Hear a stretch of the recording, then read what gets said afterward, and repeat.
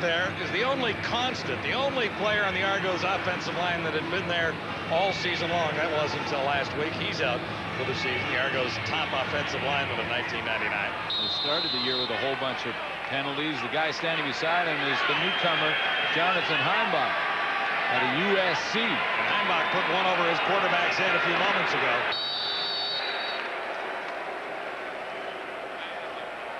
Great season for Chad Folk, and he'll go up against Carl Coulter, Okeke, and Perez in the East for the top offensive lineman nomination. Headed toward Grey Cup week. I like Jamie Terrace and Carl Coulter in that group. Zumo Okeke's had a big year as well, but I think when you move Terrace into the inside and make him play center, and he has a great year, that's degree of difficulty there takes it up a notch. 2nd and 7 for the Eskimos. Elon Green goes to the shotgun and unloads. Far side, he has Ed Hervey, 81. And the Eskimos are close to a first down. They haven't moved the ball effectively through the air, but that was a pretty good play there as Don Matthews hopes his Eskimos can hang on to this one and grab the playoff spot, the last one in the CFL West. It's the kind of game that Don Matthews likes because it's the kind of game that Elon Green excels at, and that's running the football. Believe it or not, coming in this game, the Edmonton Eskimos were leading the league rushing the football. It wasn't Montreal with Mike Pringle or the BC Lions with Robert Drummond. It was the Edmonton Eskimos because of Elon Green. And when Elon Green's running, they have success, and right now they've got it going on the running game. Eskimos 1st and 10, 46-yard line. Green gives it to Millington, and he's got another 5 yards anyway. Kelly Wiltshire wrapped him up after that. Three-time Defensive Player of the Week, Kelly Wiltshire, and one of the real solid citizens on that Argonaut defense. Well, yeah, he could have been another nominee. I mean, there's a whole group of linebackers in the Toronto Argonauts that could have been nominees for Outstanding Defensive Player, Rookie, or Outstanding Canadian. And Wiltshire could have been a Canadian or a defensive nominee. 2nd and 4. Eskimos trying to get across midfield. Green looks to put it up. No one open. And he had to put that one into the turf with no one widely open. Ashley might have been the closest to the target, but Green simply missed. Yeah, he has a little rust on him. He hasn't played for a while, and he has a little rust when it comes to drop back. When he's in the pocket and he's in the shotgun, he really hasn't had a whole lot of success in this game. 18 seconds to go in the 3rd quarter. If they do win this football game and go to the playoffs, they're going to be heading to Calgary. Eskimos have used 4 quarterbacks this year because of injury. Smith is back. With his kick from Fleming as Fleming steps across the 40 to nail a high one.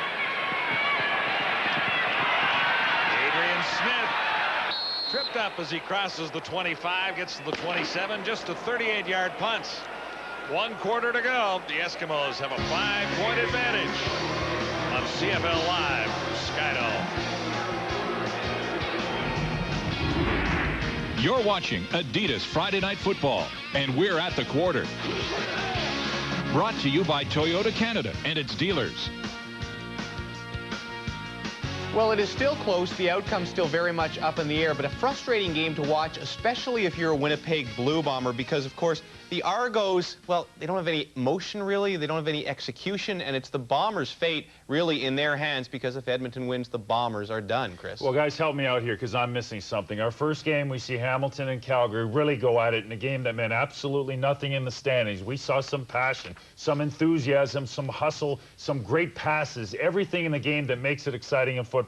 Second game, Toronto Argonauts, I know they're settling people. I don't see anything even close to that. I understand Jim Barker's trying to save people, but the players, it's up to them to really put their best foot forward. I don't think they're doing that tonight. In Edmonton, how do you evaluate them, Matt? Well, I think they're feeling the pressure of having to win a must-win game this season. They win this one, they're in the playoffs. We know that. Edmonton, they're pressing. They're inconsistent at best. And then on the other side of the ball, Toronto, offensively, they've been inconsistent all year. So I don't know what your expectations are, Chris, maybe, yeah. because this team has been struggling to put it together all season long. And defensively, when you start taking some key players out of there, inconsistency is going to run rampant. So we're just seeing a lot of different things going on right now, and it's a lackluster football game with a lot on the line. The game you called earlier, which meant nothing, was a much better game, a terrific game, in fact. The Hamilton Tiger Cats pulling it out off the Calgary Stampeders. Danny McManus throwing for over 5,000 yards, first to do so since Doug Flutie. Ticats will host the Argos in the Eastern Semi. Calgary hosts Edmonton or Winnipeg in the West Semi. Back at Skydome, a quarter to go on this 1999 CFL season. NFL on TSN. Titans versus the Dolphins. Pre-game, 7:30 tomorrow. I'm taking the Titans. Me too. Oh, really? Yeah, that was my pick. One of my picks. Now, I've seen your picks lately. I'm going with the Dolphins. Can I take it back? Okay, I'm in a bit of a slump, but What I'm are you, coming 1 back. for 8 in the Nah, hey, wait a minute. I'm coming back now. I'm going with the Dolphins. They're on a 4-game winning streak. They've been doing it on defense, but Steve McNair can run, and I think that's going to stretch that Dolphin defense out a little bit. I'm liking the Titans on this one. Yeah. So if you're doing your pool, circle the one I circled, the Titans. I'm wondering about you and your picks lately. You had a hot start, and that was beginner's luck. I'm coming back. Parker has Mitchell. Nice play development for the Argos. Mitchell finally showing a little something, but we've got a marker down. Wrapped up by Grant Carter.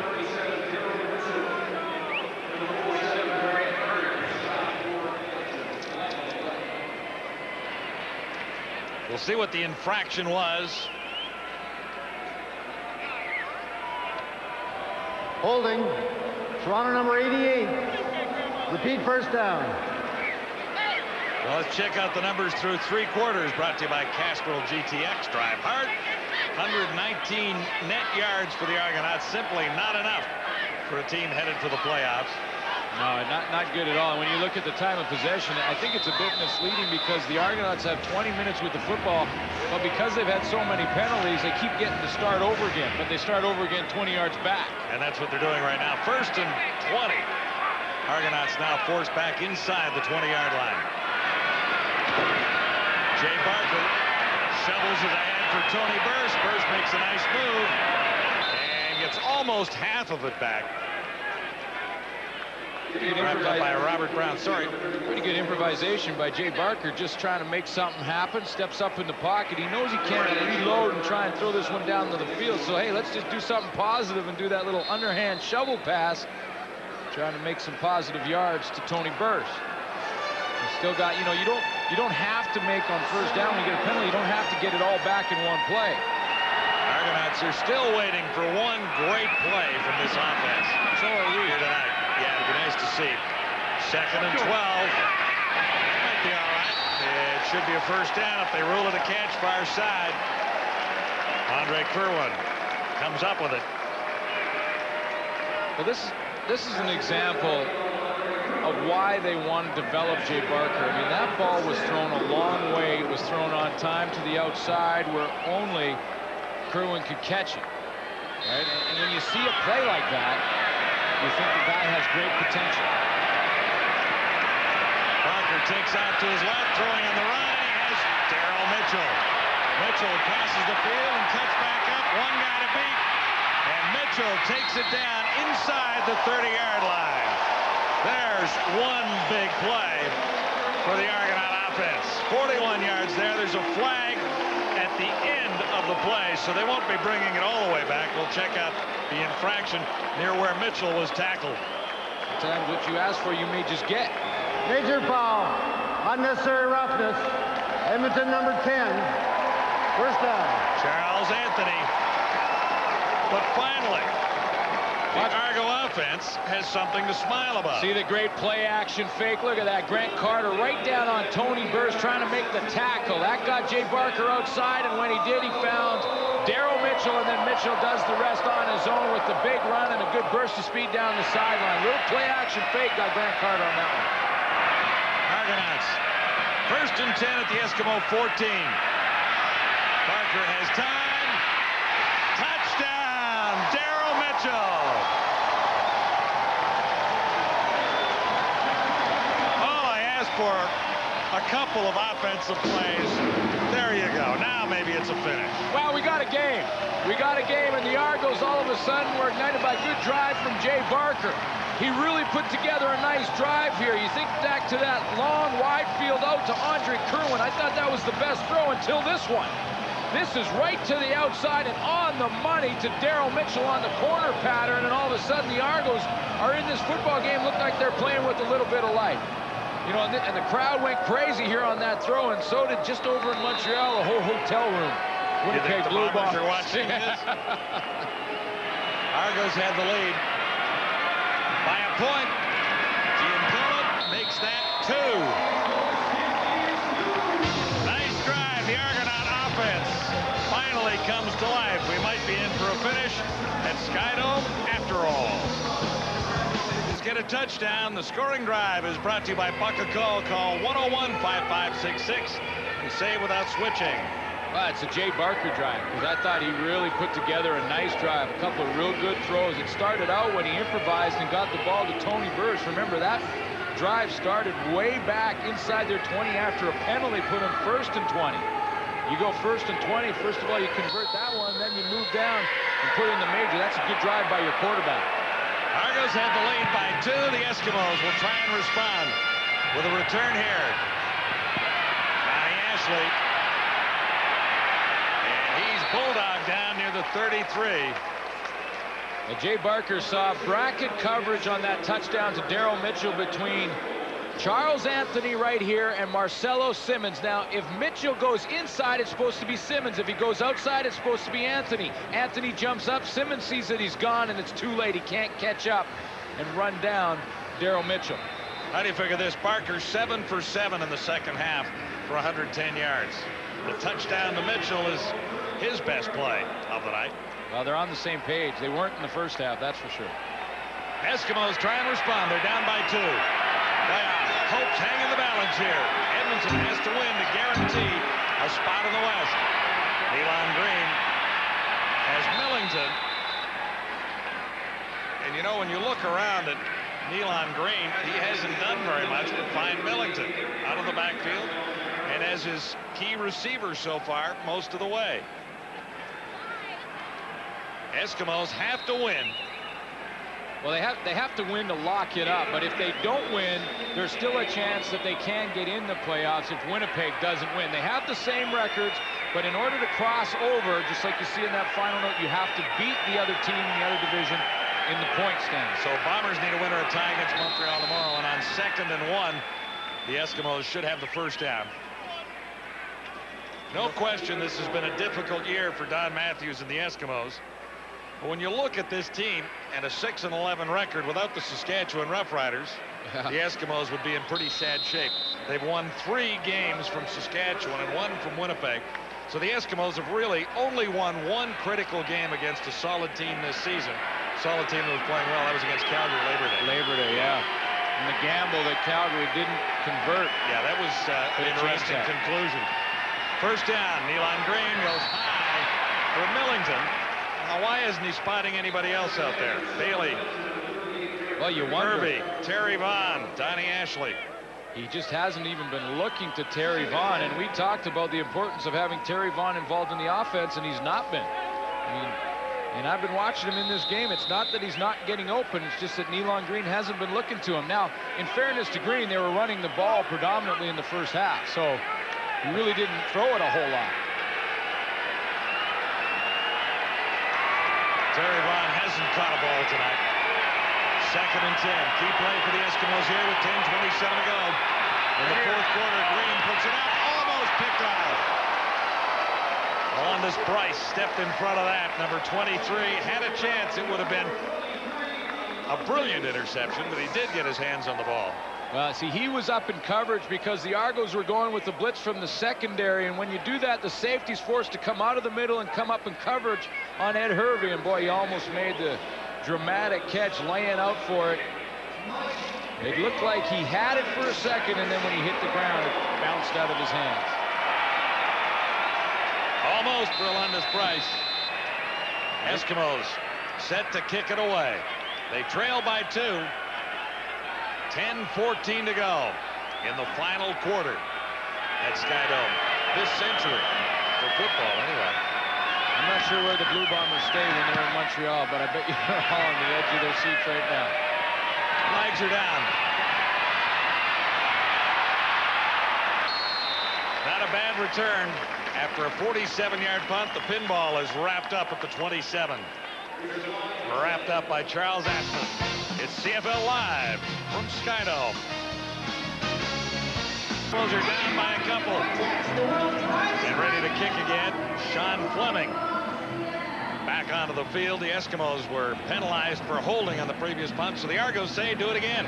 10 yards deeper. It'll mean about 10 or 15 yards of field position. Plus, when you have pinball Clemens back there, you never know. At any time, you can break it. So, yeah, sure, make him do it again. We talked about the playoff scenario for Don Matthews, and he doesn't have to win to get in. But you never want to leave it up to a different team. You want to try and control it, obviously, yourself. And if he loses today, or tonight, excuse me, then it's up to Winnipeg. Same thing on the other side of the field for Barker, though.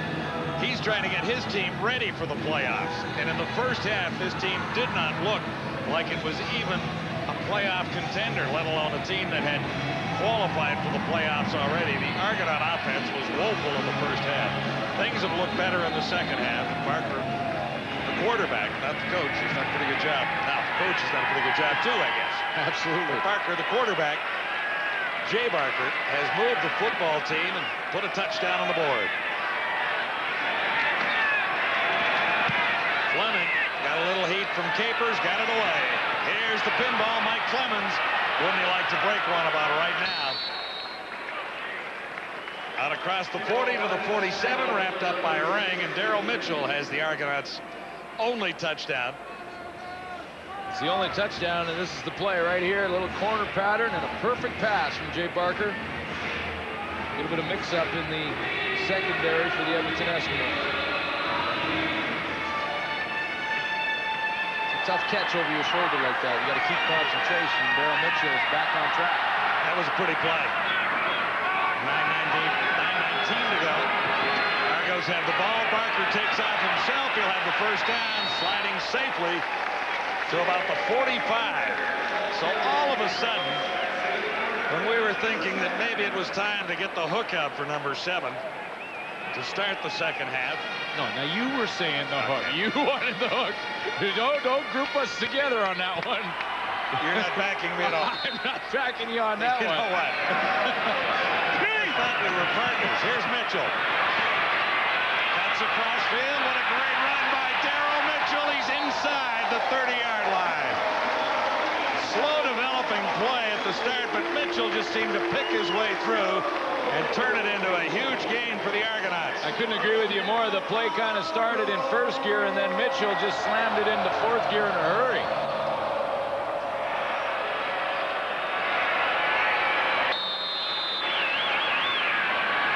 Yards and a big 25 for Toronto.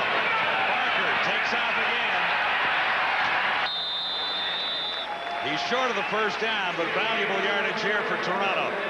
Jay Barker's making a living out of this play. He's faking the ball to Tony Burse, and he's getting the defensive ends for Edmonton's to pull on the play action. This time, it's Leroy Blue's turn. See Leroy Blue all the way into the middle of the formation. He thought Tony Burse had the football. Jay Barker's got it to the outside. He's done it both ways. Melvin Hunter on one side, Leroy Blue on the other. Right now, he's got him guessing.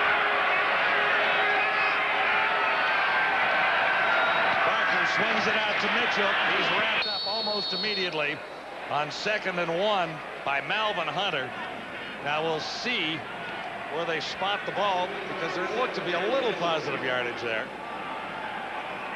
This was the great run by Mitchell after the catch. Yeah, this was when he went in fourth gear. So he'd started in first gear, a little slow developing play up into the flat, and then he just slammed it into fourth, into overdrive, and away he went. I question the call on 2nd and 1 right here. I mean, you're throwing it back to Mitchell, and yeah, he's made a huge play on this drive in a similar play, but when you're 2nd and 1, you got Tony Burse. I don't know. You slam it up in there and take your chances in the middle. Well, at least you didn't question the coach on the hooking of the quarterback. Coach Wells? You weren't even close to backing me there. You kind of went along a little bit, didn't you? Well, I said that you got to be careful with his confidence heading into the playoffs, and I don't think that you need to pull him just yet. So I just heard how you kind of grouped us together there in the yank. Don't expect me to back you anymore on your NFL picks. Giancola nails one for the Argonauts to increase their lead to 5. It's CFL Live. We're in the fourth quarter at Skydome. A bang-up job every time. A lot of times the crunch of the game this year has come on special teams. No different tonight. Mike Clements returning a punt, and he gets nailed by Castle Nelson. Our crunch of the game. And the pinball ready to break one here tonight. I would certainly love to have a little special emotion in what could be his final game in Toronto as an Argonaut. Meantime, the Eskimos have their backs to the wall with 6:56 to go. They had the lead. The Argos have responded and currently have a 5-point advantage. Elon Green escapes for a couple. Wrapped up by Demetrius Maxey. Green has not put the ball in the air very effectively so far tonight. His number 1 receiver is Terry Vaughn, and he has Epis, meaning 0. Thanks for explaining that, because I was going right to my dictionary. And along the ground, Green has not put up the kind of numbers that we expect from him many nights. 7 carries, 38 yards. Millington has been the guy tonight. Millington has been the guy running and receiving. Elon Green into traffic, chance for an interception, and Alondis Price couldn't quite run under it. It was batted away by Andrew Henry. Alondis Price just about had an interception earlier, which would have been a spectacular catch. Last week, he had a pretty good game against the Blue Bombers. And then, late in the game, the play went through his hands. He got a hand on it, tried to bat it down, but he batted it right into the hands of the Bomber receiver. And that was 6 points. Nigel Williams was 94 yards later doing a touchdown dance to win the game. Back-to-back miracles for the Bombers on Maroons Road in Winnipeg. Bombers will have an opportunity tomorrow if, in fact, the Argonauts can hang on to this lead. Bombers will get one last chance at making the playoffs.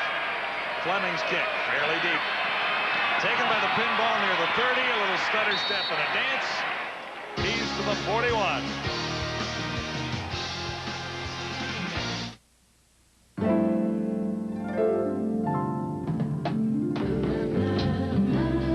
I'll be right out.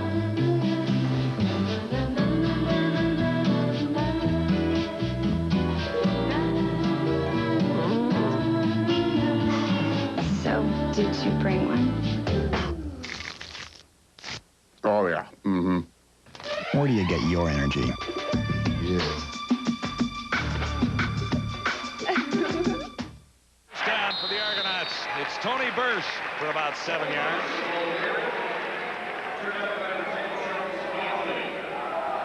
Tony Bursch will try and take a little time.